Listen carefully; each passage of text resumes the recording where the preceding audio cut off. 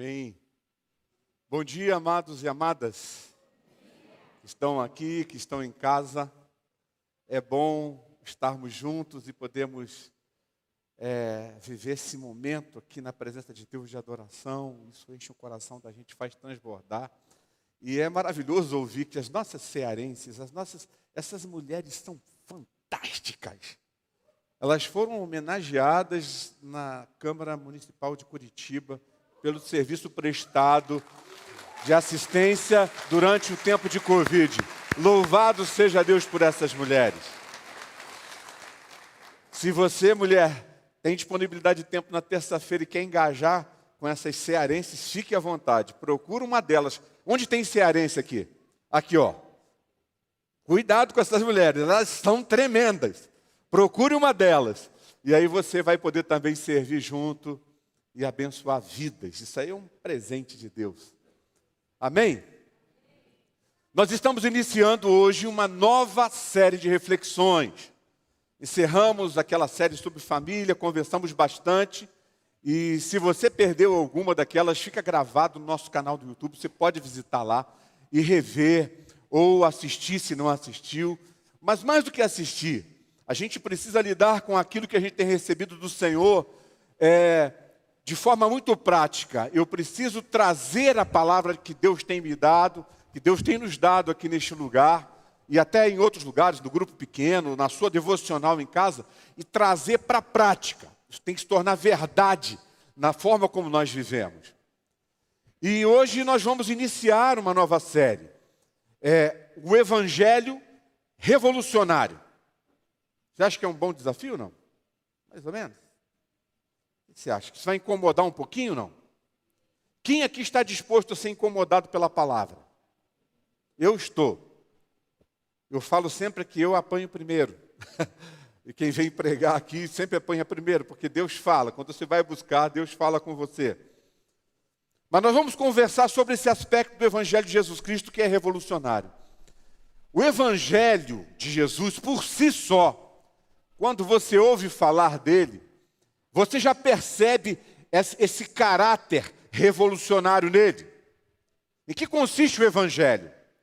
Ele consiste nas boas notícias de que Deus decidiu vir ao encontro daquela criação que Ele trouxe à existência, que estava comprometida pelo pecado, que estava distante dele, para restaurar essa criação ao seu estado original. O Evangelho fala disso. Essa é a mensagem central do Evangelho. E isso implica principalmente, para Deus no caso, em adequar os seres humanos à proposta inicial de humanidade que já foi experimentada lá no Éden. Lembra lá atrás?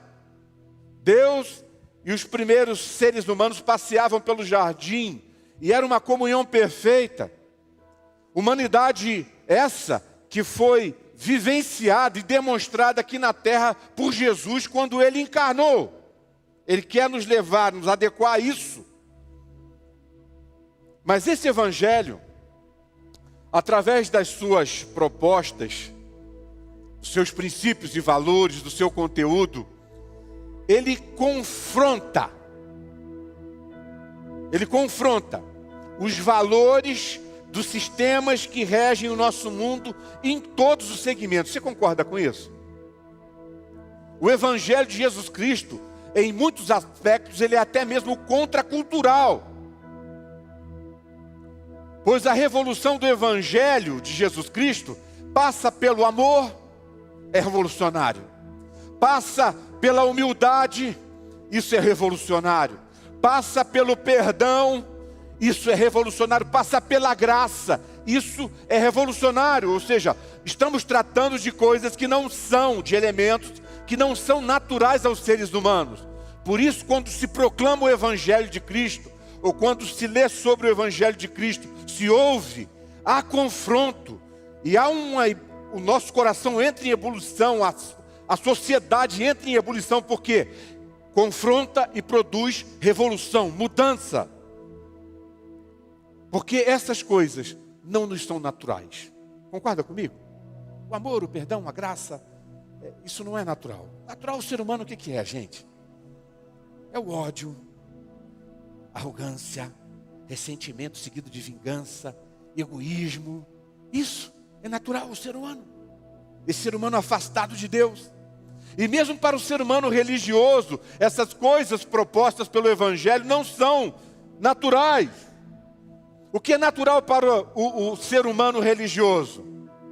É a condenação, a punição, a ruptura, empurrar para longe o pecador diferente. Natural para o ser humano religioso é aquele sentimento de superioridade espiritual que gera certa prepotência e faz com que este se sinta melhor do que aquele, né?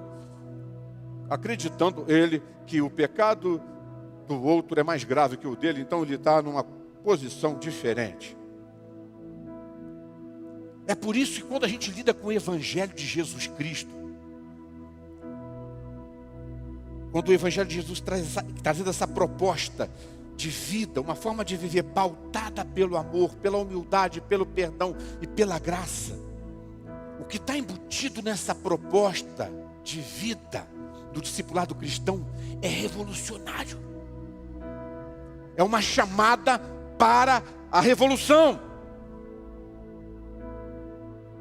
O que é revolução? O dicionário ajuda a gente, é o ato ou efeito de revolver. É uma palavra de origem que vem do latim, revolver. É a mudança radical dentro de uma sociedade que ocorre no contexto político, econômico, cultural, social, e estabelece ali uma nova ordem. Isso é revolução. Mudança profunda e completa, isso é revolução. O Evangelho de Cristo é ou não é revolucionário? Ele é capaz de produzir essas mudanças profundas. É sobre isso que nós vamos conversar ao longo desse mês. E hoje nós vamos começar falando sobre a revolução do amor. Você quer ler comigo, acompanhar a leitura do texto? 1 João, capítulo 4, de 7 a 21. 1 João, capítulo 4, 7 a 21. Diz assim: Amados, amemo-nos uns aos outros, pois o amor procede de Deus.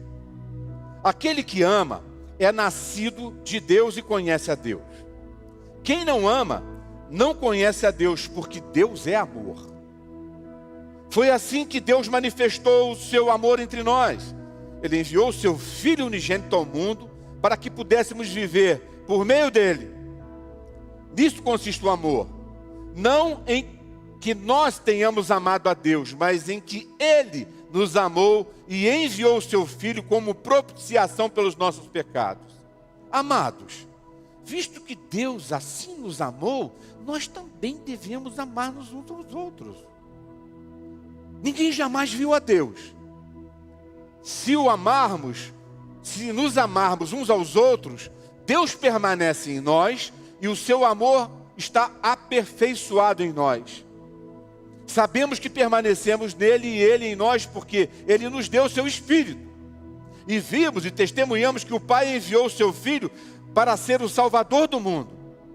Se alguém confessa publicamente que Jesus é o Filho de Deus, Deus permanece nele e ele em Deus. Assim, conhecemos o amor de Deus que Deus tem por nós e confiamos nesse amor. Deus é o que, gente? Amor. Todo aquele que permanece no amor, permanece em quem? E Deus nele. Dessa forma, o amor está aperfeiçoado entre nós, para que no dia do juízo tenhamos confiança, porque neste mundo somos como Ele. No amor, não há medo, pelo contrário, o perfeito amor expulsa o medo, porque o medo supõe castigo. Aquele que tem medo não está aperfeiçoado no amor. Nós amamos, porque Ele nos amou primeiro. Se alguém afirmar, eu amo a Deus, mas odiar o seu irmão, é o quê? Mentiroso. Pois quem não ama seu irmão a quem vê, não pode amar a Deus a quem não vê. E Ele nos deu este mandamento. Mandamento é a expressão da vontade de Deus. Esse mandamento: quem ama a Deus, ame também o seu irmão. Amém?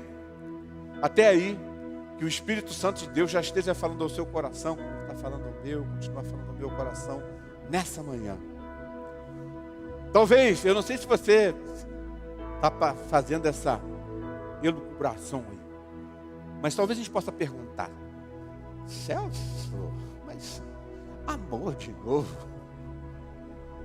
Vai falar de amor, Celso, de novo, Celso? Celso, já não deu de falar de amor, Celso?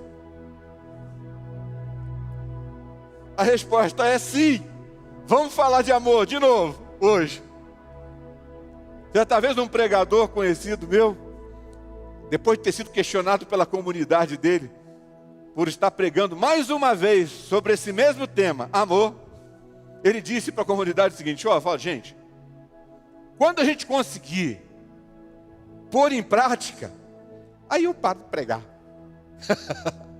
Eu não vou ser tão radical assim, porque eu também não quero julgar o coração de ninguém, que eu não conheço o coração de ninguém. Mas eu entendo que muitos de nós, eu estou me incluindo nesse processo todo, muitos de nós ainda têm uma visão um pouco distorcida sobre o amor. E por isso nós precisamos sim insistir no ensino e na reflexão sobre esse tema, para que de alguma forma a nossa compreensão sobre o amor ganhe os contornos da definição, da conceituação do amor na perspectiva de Deus e do Evangelho de Jesus Cristo. Vamos fazer um teste? Quantos de nós aqui, ninguém precisa levantar a mão, tá?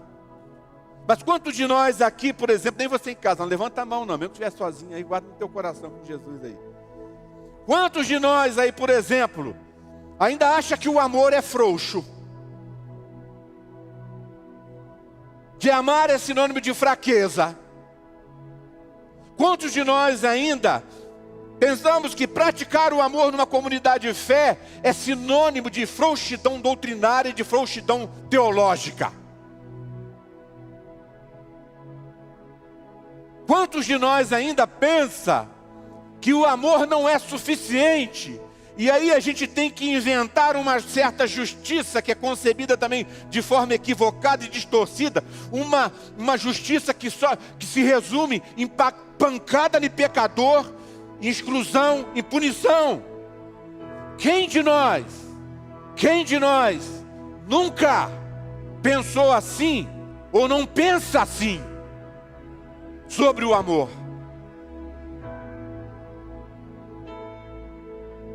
Essa forma de entender o amor, como eu coloquei nessas perguntas, na verdade não define amor, porque isso aqui não é amor, e muito menos o amor de Deus. Quando nós falamos do verdadeiro amor, como cantamos aqui, esse amor revolucionário do Evangelho de Jesus Cristo, nós estamos tomando como ponto de partida a sua fonte, que é o próprio Deus. O próprio Deus. E é importante a gente pontuar também aqui que o seguinte, que não é o amor que define Deus, mas é Deus que define o amor. O amor só é amor porque Deus existe antes dele e Deus definiu isso. Entende? O conceito de amor, a gente tem essa dificuldade de lidar com isso, às vezes, no nosso ambiente de fé, porque o conceito de amor nas nossas sociedades humanas tem sido muito banalizado. Fazer sexo não é necessariamente fazer amor, você concorda comigo? Estar apaixonado ou atraído por alguém não é necessariamente amar. Nem todos que sobem num altar, tá, gente? Estou falando, indo na frente, assim, invocando a bênção de Deus sobre um casamento, amam.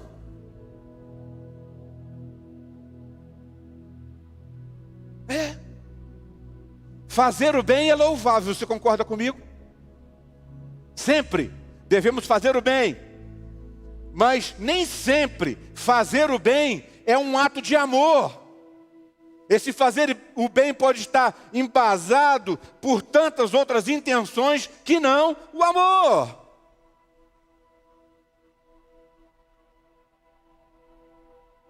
Aceitar tudo que o outro faz num relacionamento. Sim, amém, amém. Não é necessariamente um ato ou uma prova de amor, gente. Não é. Você entendeu? Não é. Esses amores aqui que eu estou descrevendo aqui, eles sim podem ser fracos, frouxos, limitados e consequentemente incapazes de se sustentar, de se manter. E não revolucionam nada, não mudam nada no seu redor. O amor verdadeiro, capaz de revolucionar, ele não tem sua origem na limitação humana, mas ele tem a sua origem no próprio Deus. E quando pensamos o amor a partir de Deus, que é a sua fonte, nós não encontramos nesse amor, não encontramos frouxidão, injustiça, porque o amor de Deus, como cantamos aqui, é perfeito e ele é perfeitamente justo, sempre. Ele não precisa de acessórios, ele é por si só suficiente para transformar qualquer ser humano.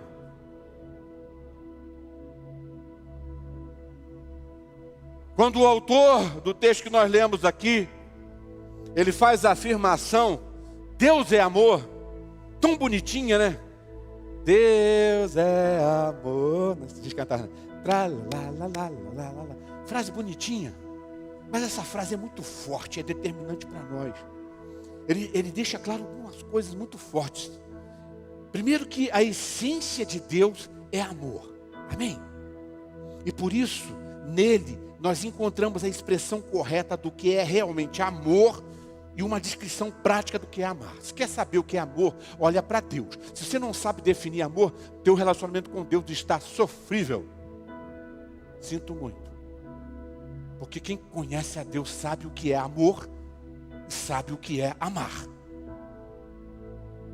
A frase Deus é amor deixa claro também que essa nossa constatação faz dele a fonte única de amor perfeito no universo. Não existe outra fonte de amor perfeito no universo senão o próprio Deus. Quando ele diz que Deus é amor, ele deixa claro que a forma desse Deus existir, a sua essência pautada pelo amor, né? A sua forma de existir, a essência dele, a sua forma de agir, a forma como ele pratica o amor. É redundante falar isso, porque o amor é totalmente prático, mas como ele pratica o amor incondicionalmente como estilo de vida, que isso é padrão para nós, suas criaturas. As criaturas desse Deus, os filhos e filhas desse Deus, os discípulos e as discípulas de Jesus Cristo, que é Deus, devem exibir uma forma de viver pautada por uma essência transformada e inundada pelo amor, que consequentemente ficará visível na forma incondicional, como ama o outro indistintamente. Pois o amor, na perspectiva de Deus, ele não é seletivo. O amor da religião é seletivo, o amor de Deus não é seletivo. E para deixar ainda mais compreensível e prático, nosso texto nos informa que o amor de Deus, esse amor que é revolucionário, fica visível. A gente entende o que é amar no fato de Deus se entregar no seu Filho para morrer na cruz, substituindo eu e você naquela cruz que era nossa. Você também está em casa, você não escapa não. Para religar tudo a Ele novamente. E Ele reforça aqui. Ele nos diz também que o verdadeiro amor, o amor de Deus, lança fora todo medo. A gente conhece bem esse texto e usa bastante. Por quê? Ali ele está falando do julgamento. Quando você lê o texto, você vê isso. Ele está falando, vai comparecer diante de Deus. Todos nós compareceremos diante de Deus para prestar contas da dádiva que recebemos dele, chamado vida e vida eterna, salvação. Nós vamos prestar conta disso. Mas ele está dizendo aqui que não temos que ter medo,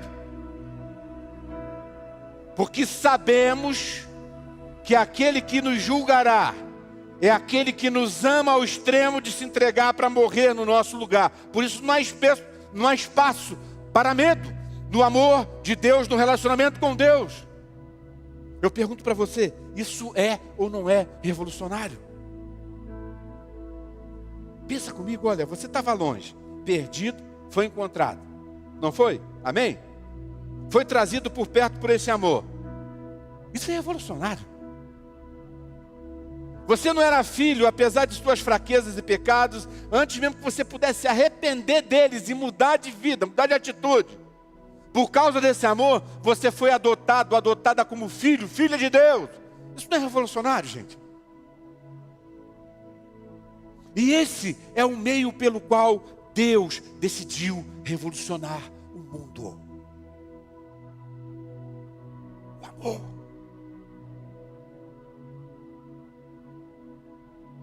O que vai deixar Deus visível no mundo não são nossos cultos, por mais honestos que eles sejam, por mais belos que eles sejam.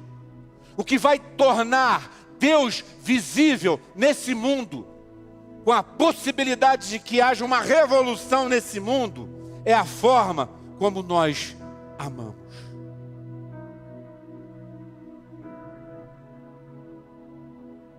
Está registrado lá no Evangelho de João, capítulo 13, verso 34, as seguintes palavras de Jesus. Ele diz assim, olha: amem uns aos outros da mesma forma como eu vos amei. Ele diz, é assim que a revolução iniciada por Jesus Cristo continuará, quando seus discípulos e discípulas amarem seus semelhantes. E é interessante aqui darmos atenção para duas expressões usadas por Jesus. Ele fala aqui de novo mandamento, e ele fala também como eu vos amei. Lá no Antigo Testamento, principalmente quando tem os relatos dos 10 mandamentos, o ensino ali é o seguinte: ame o teu próximo como a ti mesmo. Não é isso?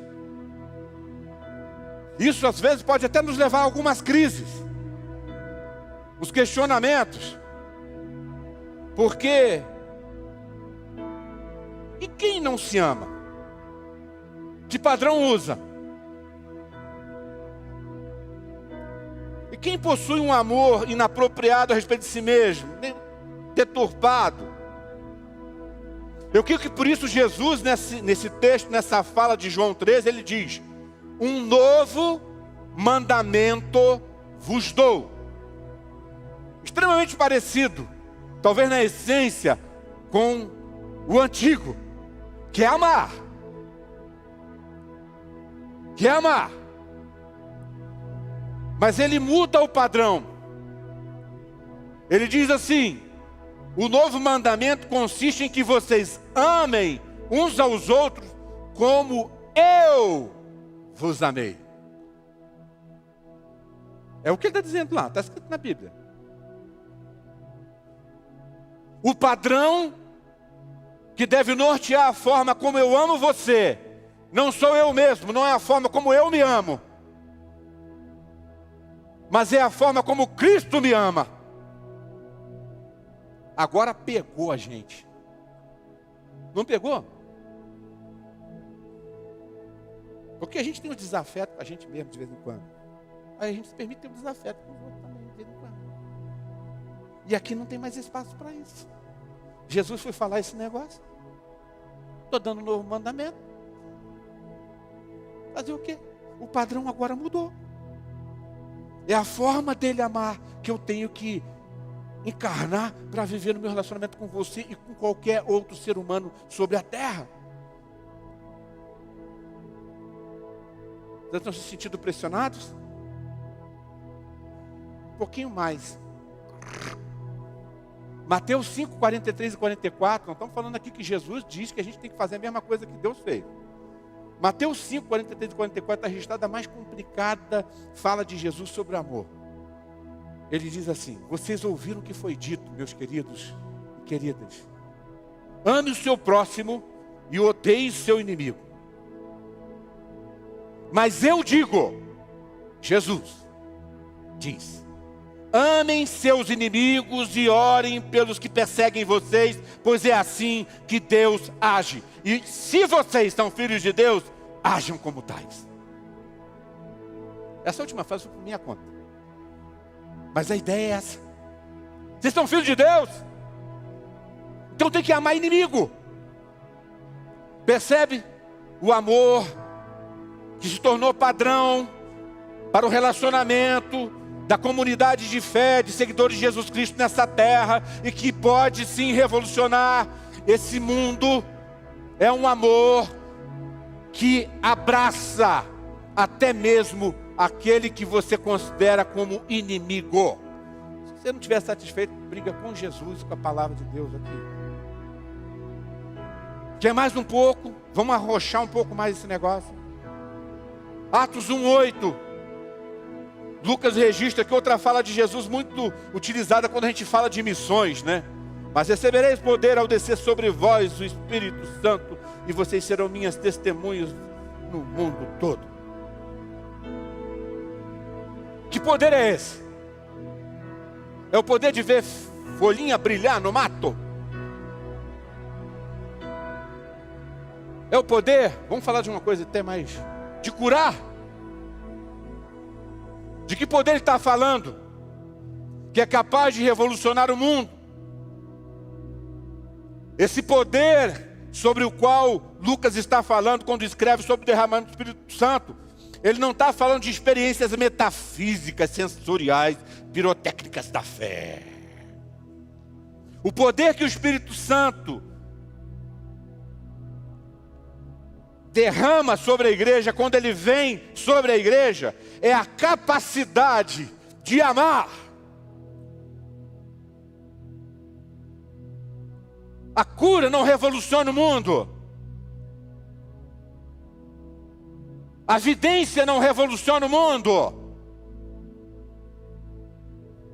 Não estou dizendo que nada disso está errado. O orar em línguas estranhas não revoluciona o mundo. Não estou dizendo que nada disso está errado. Eu estou dizendo o seguinte, que isso não revoluciona nada. O que revoluciona mesmo o mundo foi o que Jesus Cristo fez na cruz. Ele morreu um bando de pecador. Paulo escrevendo lá em Romanos 5:5, ele diz que o amor de Deus é derramado em nossos corações pelo Espírito Santo. Ou seja, esse é o poder.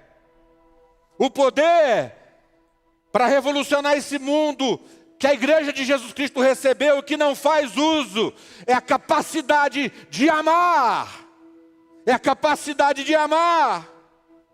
O mesmo Paulo escrevendo em Gálatas 5:22, 23 diz que o fruto do Espírito, quando o Espírito Santo domina a vida de alguém, o que vai aparecer e vai ficar visível é o quê?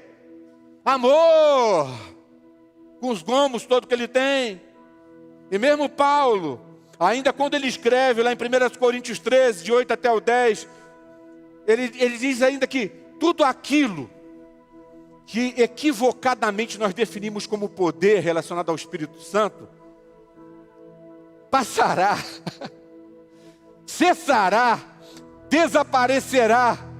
Mas ele diz que o amor, o verdadeiro poder que nos é conferido pelo Espírito Santo para revolucionar o mundo com o Evangelho de Jesus Cristo, nunca perecerá, nunca passará. Pois o amor é perfeito, e quando o que é perfeito chega, não há espaço para o imperfeito. Não sou eu quem diz, é a palavra de Deus. Quer brigar, briga com o Espírito Santo.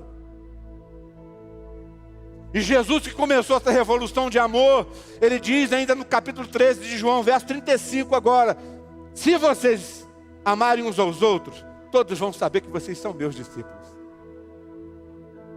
Não é pelo tanto de cura que você faz. Não estou dizendo que Deus não pode usar a tua vida para curar. Não estou dizendo. Mas não é pelo tanto de cura. Não é pelo tanto de conhecimento. Não é pelo tanto de reunião que você participa. Participe. Deve participar. Porque a reunião mantém a gente assim, ó, na direção. Mas o que vai tornar você semelhante a Jesus Cristo, as pessoas enxergarem Jesus está aqui, é olhando para você pela forma como você ama as pessoas à sua volta. Aí, por isso que o autor aqui do nosso texto, ele insiste, ele diz assim, gente, vocês precisam de mais argumento? Ó, o amor procede de Deus. Ele diz no texto, também está escrito ali. Quem ama é nascido de Deus. E quem não ama, nem mesmo conhece a Deus. Não sei o que eu estou dizendo, está no texto bíblico lá. Ele diz que só podemos dizer que amamos a Deus e as pessoas porque Deus nos amou primeiro. Diz que quando amamos, Deus permanece em nós e o amor dele é aperfeiçoado em nós, nos capacitando a continuar amando. E o apóstolo conclui sua argumentação dizendo que quem diz que ama a Deus, mas se dá ao luxo de não amar o seu irmão ou qualquer outra pessoa por qualquer razão, é mentiroso. Mentiroso. Você percebe que não dá para classificar pecado? Uma hora a gente cai.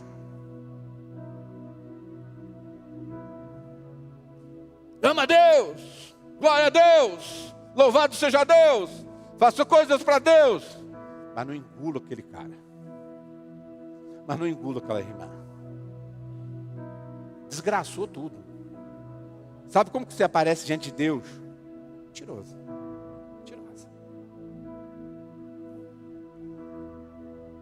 Amar uns aos outros, motivado pelo senso de dever, já é uma boa coisa, não é? Vocês não acham que é um bom começo? Só pelo senso de dever, não. Manda amar, então eu vou amar. Então, já é uma boa coisa. Mas a proposta aqui, dessa palavra de hoje, de Deus para nós, é que o amor ao outro, ao próximo, não deve ser por obrigação. Mas ele deve acontecer porque eu estou envolvido numa experiência de amor tão profunda com Deus, e isso me leva naturalmente a amar a Deus e amar as pessoas à minha volta. Isso é resultado da minha experiência de amor com Deus. Por isso que ele diz que o amor, Deus nos aperfeiçoa no amor. A gente vai celebrar a ceia do Senhor daqui a pouquinho. Mas por que nós celebramos a ceia do Senhor? Eu creio que a intenção do nosso Senhor, quando Ele diz assim, façam em memória de mim até que eu venha, é manter vivo em nossas mentes a maior expressão de amor do universo, que deve ser o padrão para o nosso amor ao próximo, que é Deus entregando o seu Filho na cruz.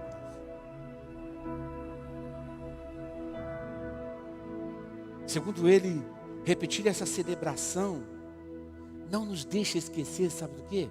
Da sua morte. Ele fala isso. Toda vez que vocês repetem esse ato, vocês anunciam a minha morte. Estão dizendo, ele morreu.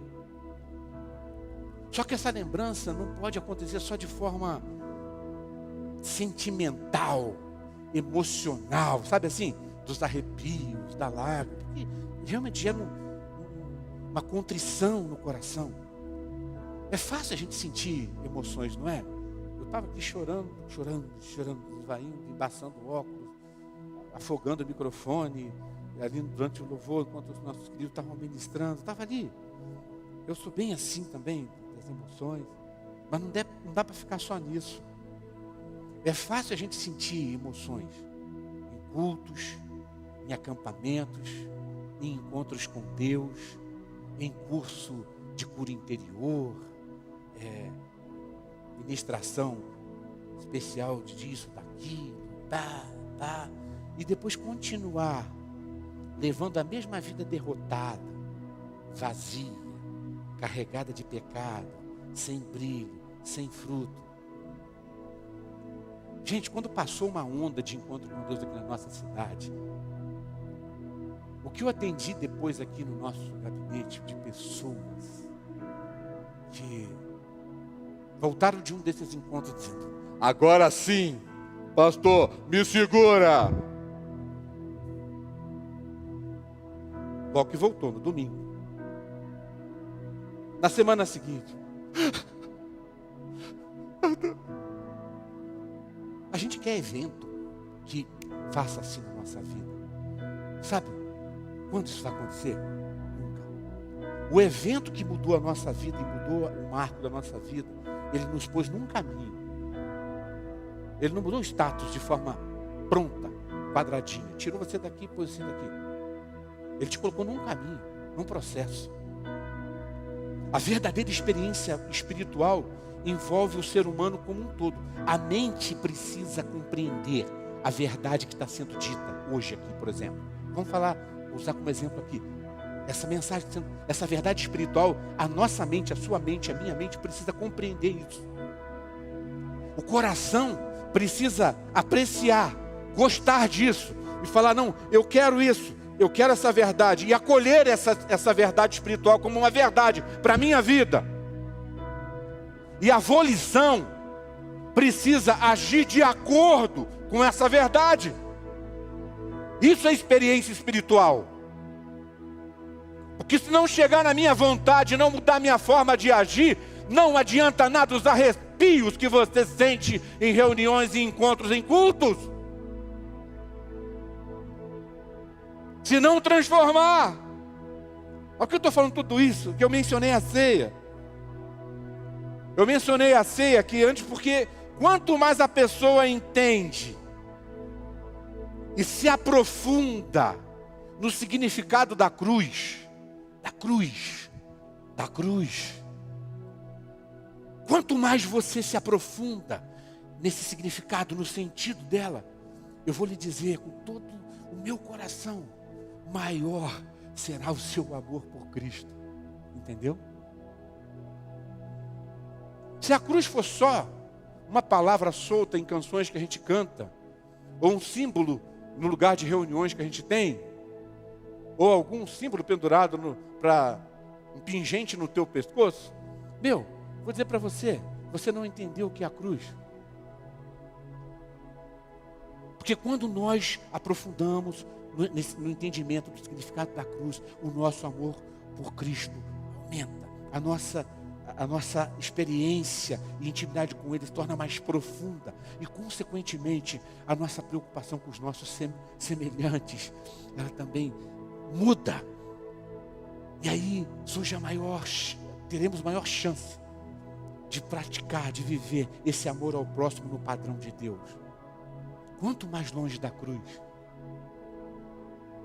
menos amamos, menos acolhemos, mais condenamos, mais oprimimos e mais destruímos.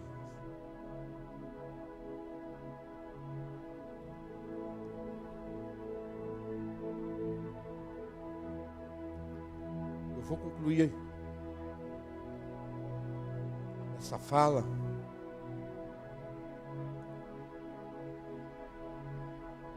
Jesus ensina o tempo todo, até no verso 21 do texto que nós lemos hoje, que é o amor e não a lei, que é a vontade de Deus para os seus filhos e filhas, que é o mandamento de Deus para os seus filhos.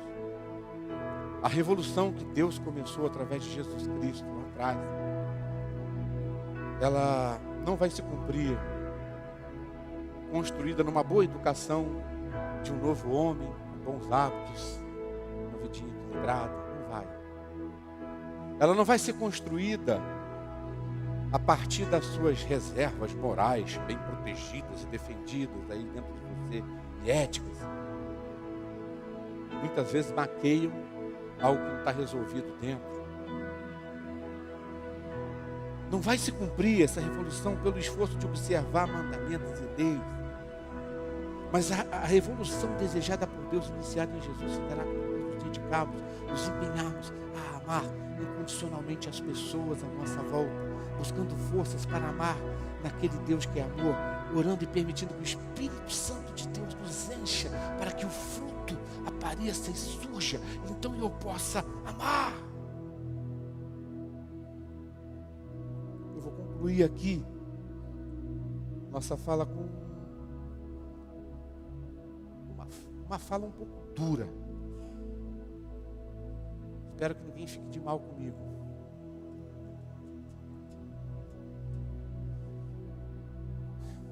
Você tem o direito, você que está me ouvindo, em casa ou aqui, você tem o direito de continuar achando que o amor é frouxo.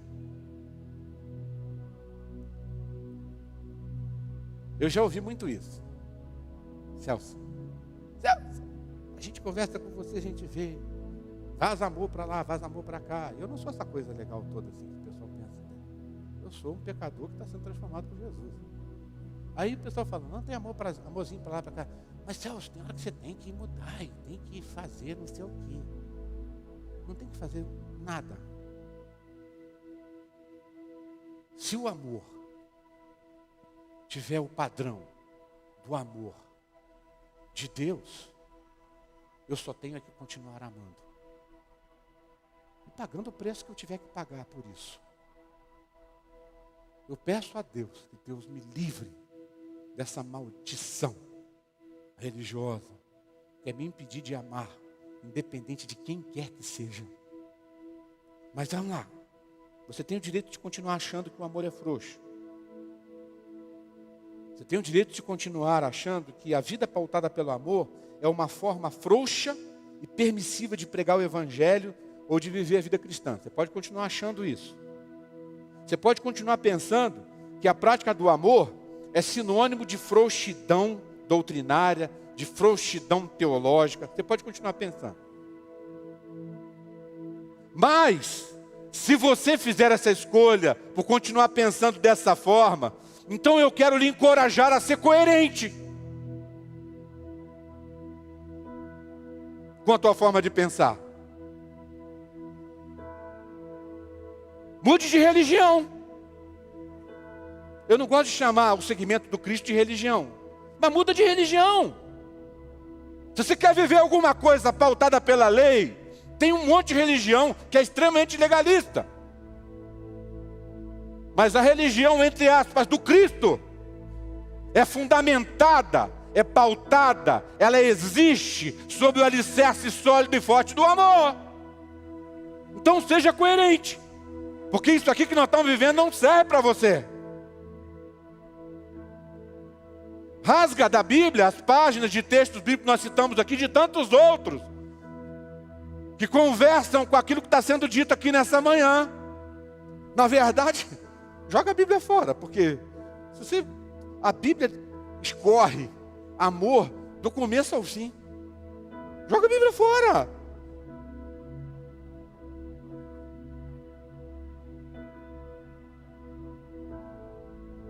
Quem aqui se sente constrangido pelo amor de Deus? Quem aqui já mudou de atitude por conta do amor de Deus, ao olhar, ao saber e sentir o amor de Deus? Mudou, foi transformado. Nós não precisamos de outras bengalas e muletas. O amor é suficiente. O discipulado cristão diz respeito ao amor, pois Deus é amor. O reino de Deus é construído pelo amor, e nós só podemos acessar o outro, acolher um ao outro, acessar o reino de Deus, acessar o discipulado cristão, por causa do amor de Deus por nós, que jamais conseguiremos retribuir. Mas nós podemos responder à expectativa revolucionária de Deus e contrariar os sistemas do mundo, contrariar a religião, contrariar a nós mesmos, a você mesmo. Seja ousado e simplesmente amar incondicionalmente a todos, assim como o nosso Senhor nos ama.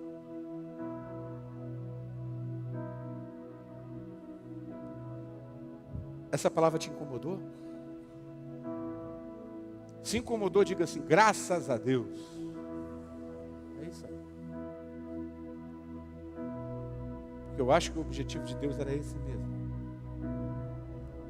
Não é uma opção para mim e para você dizer: não consigo amar, não vou amar, não consigo engolir. Não é opção.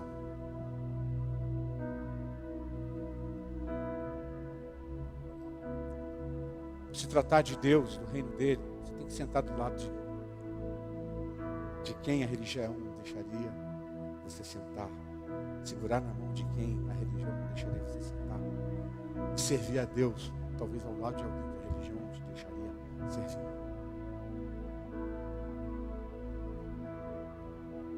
Esse é o Evangelho do nosso Senhor e Salvador Jesus Cristo, o revolucionário do Evangelho.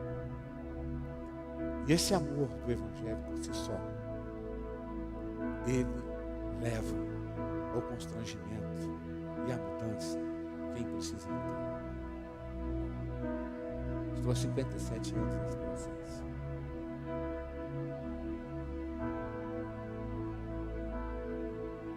E esse amor não desiste de mim. Mesmo nas vezes que eu desisti dele. Já fiz isso. Como se fosse possível. Ele não desiste.